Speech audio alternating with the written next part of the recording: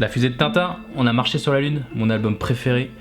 J'adore les BD franco-belges, Tintin, Astérix, Lucky Luke, Gaston. Et je sais qu'il y en a beaucoup d'entre vous qui veulent faire de la BD. Et on va voir dans cette vidéo un truc super important pour faire de la BD, mais aussi du storyboard, des illustrations, c'est comment on compose une image. Donc on y va.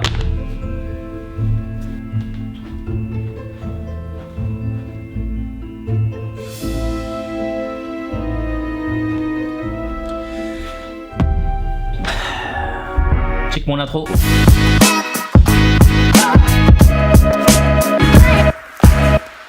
Hey guys, welcome back dans cette nouvelle vidéo de 2 minutes tips. Donc cette vidéo, on va voir comment composer une image. Alors clairement, ça va pas être la seule vidéo sur le sujet parce qu'il y a énormément de choses à voir sur comment on compose une image. Mais en tout cas, ça va vous servir pour faire la composition de vos illustrations, de vos cases de BD, de vos storyboards. Parce que clairement, même si ça se joue souvent beaucoup au feeling, il y a quand même quelques petites règles à respecter pour pouvoir faire une composition agréable à l'œil. Donc ça va être des règles que tu vas pouvoir suivre ou t'en éloigner si ça fait sens de s'en éloigner. Mais dans tous les cas, c'est super important de connaître ces quelques règles pour pouvoir composer une image. Donc on va essayer de voir les principales règles en moins de 2 minutes chrono.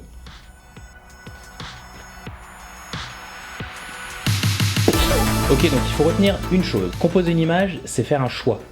Et faire un choix, c'est prendre une position. C'est un message qu'on veut faire passer. On communique quelque chose avec notre composition. Du coup, j'ai essayé de trouver des images où il y avait vraiment des problèmes de composition. Du coup, je me suis orienté vers le film qui est officiellement le film le plus pourri de l'histoire du cinéma, The Room. It's not true. It's bullshit. I did not hit her. I did not. Oh, hi, Mark.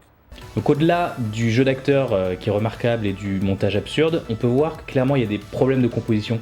Parce qu'il y a des personnages qui sont en train de parler et qui sont coupés par le cadre. Il y a des dialogues qui se font avec des personnages qui sont tellement bord cadre qu'il y a un espace béant au milieu. Il y a des plans avec beaucoup trop d'espace au-dessus de la tête des acteurs. Bref, ce film a été composé avec le cul. C'est pas ça que je veux dire. La chose la plus simple à laquelle on peut déjà penser lorsqu'on compose une image, c'est de savoir si on fait une image symétrique ou asymétrique. Donc choisir entre faire un cadrage symétrique ou asymétrique, c'est faire un choix. Et être entre les deux, ce n'est pas faire de choix. Une composition symétrique, ça témoigne d'une certaine vision du monde. C'est-à-dire que c'est une vision qui est ordonnée, statique, équilibrée. On la retrouve dans beaucoup de tableaux qui représentent la scène par exemple. Donc voici la version du tableau de Philippe de Champaigne, et donc le centre de symétrie est également le centre du sujet du tableau, à savoir Jesus. Dans une composition symétrique, notre regard se pose directement au centre de l'image. Notre regard part alors du centre et balaye de chaque côté de l'axe de symétrie. On peut regarder aussi la version de Dali de la scène, qui est clairement aussi symétrique, avec Jesus au centre du tableau. Et clairement, on pourrait presque faire un flip horizontal sur ce tableau, ça serait quasiment exactement le même. Il y a bien sûr la scène de Da Vinci, Leonardo da Vinci, qui lui utilise un peu plus la perspective. Donc on va voir justement dans le tableau de Raffaello, bon c'est pas Raffaello la tortue ninja, c'est Raffaello le peintre ninja qui a peint l'école d'Athènes. Donc là la composition est aussi clairement symétrique, il y a un axe qui passe en plein milieu du tableau, mais il n'y a pas un personnage au centre de symétrie, il y en a deux. Et ils sont de part et d'autre de l'axe de symétrie. Ils sont tous les deux au centre de l'image, et pour montrer cela, Raphaël utilise la perspective. Si on trace les lignes de perspective, on voit bien qu'elles convergent toutes vers les deux personnages centraux. En plus de ça, il utilise les arches pour créer comme un tunnel qui va mettre en lumière les deux personnages centraux. Et du coup, ces deux personnages sont le centre visuel du tableau, aussi bien que le centre d'intérêt, le sujet du tableau. Puisque le sujet du tableau, c'est l'opposition entre les deux philosophies que représentent Platon et Aristote. Platon représente le mouvement des idées, c'est pour ça qu'il a le doigt levé vers le ciel.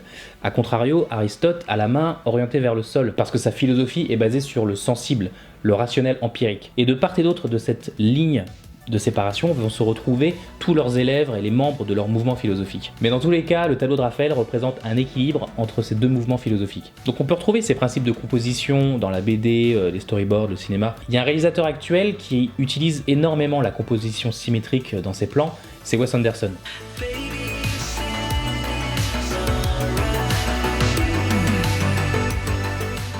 C'est presque devenu sa signature. Et ce qui est intéressant avec Wes Anderson, c'est que c'est un cinéma qui utilise la symétrie, mais sans utiliser la perspective. Et le cinéma utilise normalement tout le temps les lignes de perspective pour créer la symétrie, parce que le centre de perspective devient le centre de l'image. C'est ce qu'utilise énormément Stanley Kubrick.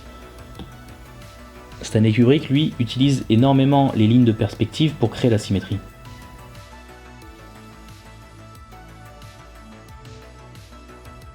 Kubrick utilise les lignes de perspective pour plonger le spectateur dans son image et dans son personnage.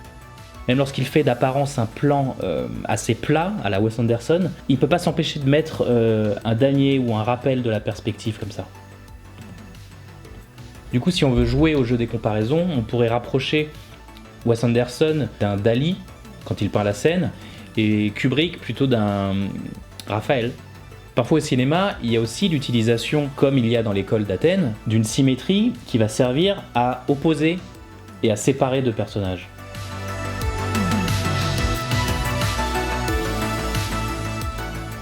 Comme disait mon grand-père, il faut cultiver la symétrie et non l'asymétrie. Il n'a jamais dit ça mon grand-père.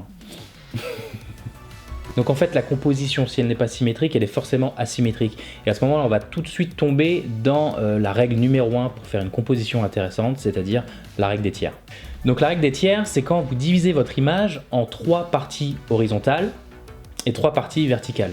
Et vous allez placer les centres d'information à l'intersection de ces lignes. Du coup, tu peux voir que c'est ce que j'ai choisi comme cadrage pour mes vidéos 2 minutes tips, où j'ai essayé de placer mon corps et ma tête à une intersection haut-droite de mon cadrage et de faire mon dessin à l'intersection bas-gauche. Et ça, c'est surtout valable pour l'œil du spectateur occidental. Dans d'autres cultures, l'œil ne lit pas dans le même sens. Il peut lire de droite à gauche ou verticalement. Il y a plusieurs possibilités. Donc cette règle des tiers, en fait, elle marche parce qu'il y a des tests qui ont montré que pour l'œil occidental, il se dirige en général de gauche à droite et de haut en bas. Ça fait comme un Z. Comme Zorro, donc il va à vitesse grand V. Mais en plaçant des informations importantes à ces points d'intersection, tu t'assures que le spectateur va les voir en premier. Et ça va t'aider en plus à faire des compositions intéressantes. Évidemment, pour voir un exemple typique de la règle des tiers, il suffit de regarder Le Maître, Hitchcock. Fenêtre sur cour.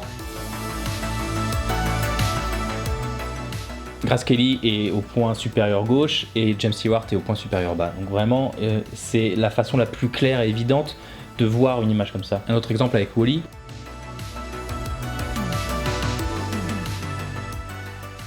On voit que Wall-E et Eve sont au coin inférieur droit et que le coucher de soleil qui regarde est au coin supérieur gauche. Donc voici plusieurs exemples de films qui utilisent la composition entière.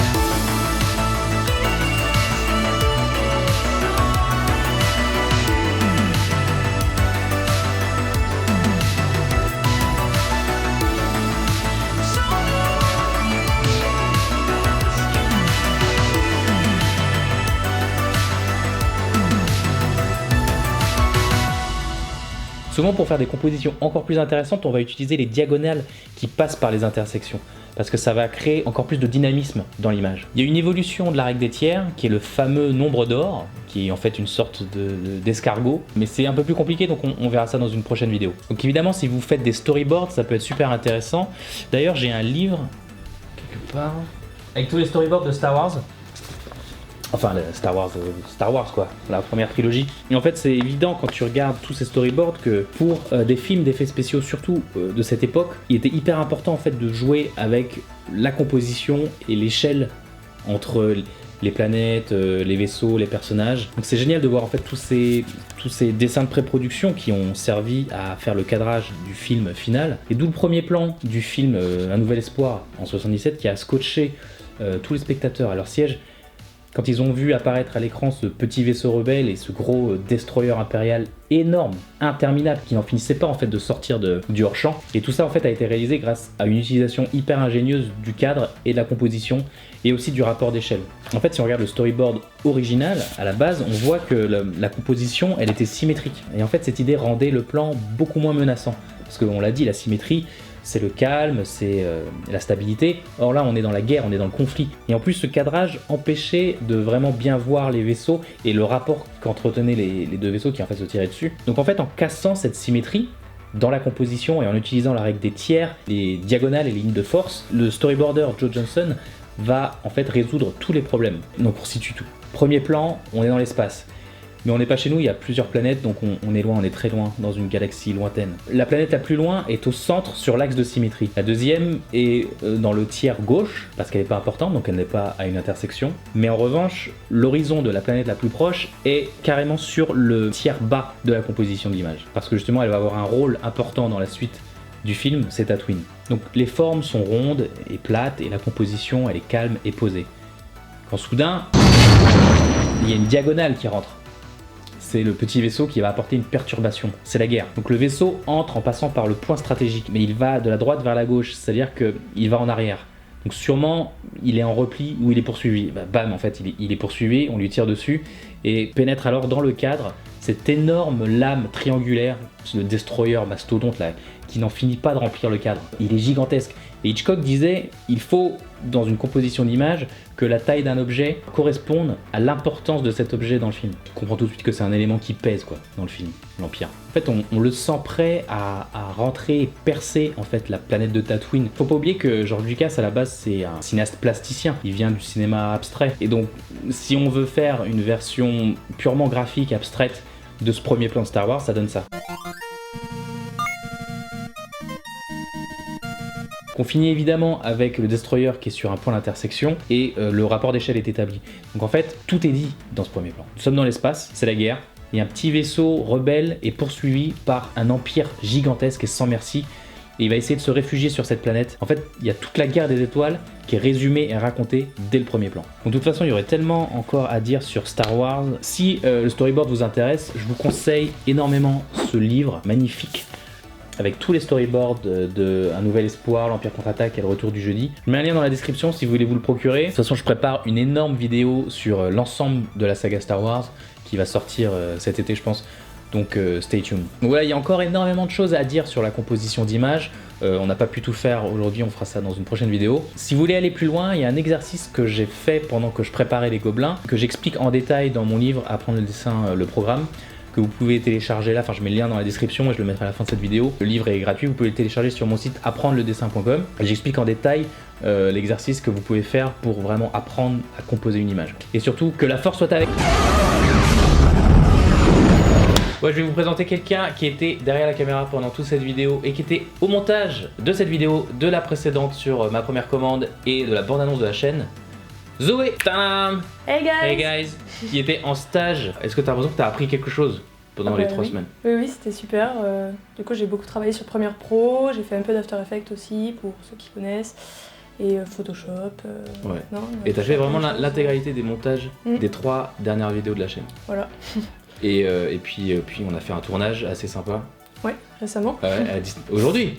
Voilà. C'était aujourd'hui. En fait, on a passé une journée à Disneyland pour le boulot, quoi, pour le stage. Ouais, c'était plutôt sympa comme journée de Plutôt tournage. sympa. C'était cool. Bah, t'étais contente de ton stage. Ouais. Et moi, j'étais super heureux de t'avoir et d'avoir transmis un peu ce que je fais sur cette chaîne et Ton savoir. Et mon savoir et mes connaissances. Non, mais c'était cool, on s'est bien marré. Donc, si vous voulez voir ce que fait Zoé, elle fait du dessin, de la photo, du montage. Je vous mets son lien Instagram dans la description et ici. Tu dis les phrases de fin? Alors n'hésitez pas à partager, à commenter, à mettre un petit pouce en l'air et surtout à vous abonner et à appuyer sur la cloche. Yes. Voilà. Nice.